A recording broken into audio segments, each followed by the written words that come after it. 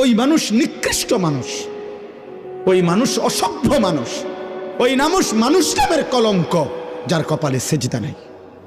তুমি মুসলিম নামের কলঙ্ক, তুমি আল্লাহকে অপমান করলা, তুমি নবীকে অপমান করলা, তুমি মাকে অপমান করলা, তুমি বাবাকে অপমান করলা। যে নামাজ পড়ে না, যে সেজদা দেয় ওই বদনসিব। এজন্য কপাল মন্দ কার? সেজদা নাই যার। বলেন কপাল মন্দ কার? হ্যাঁ হ্যাঁ হ্যাঁ, কসম আল্লাহ, মূলত ওই ব্যক্তির কপাল মন্দ যেই ব্যক্তির কপালে সেজদা নাই। নাই তো ব্যবসায় লস খাওয়া, টাকা মাইর খাওয়া, পয়সা হারাইয়া যাওয়া, আপনার 2-4 লাখ টাকা ধরা খাইয়া যাওয়া, এটা কপালের দোষ না। আপনি কইলেন আমার কপাল খারাপ, কি হইছে? আমি একের জায়গা 2 লাখ টাকা মাইর খাইছে। আপনি ব্যাক কল দেখে মাইর খাইছেন, আপনি কপালে কিচ্ছু হয়েছে না।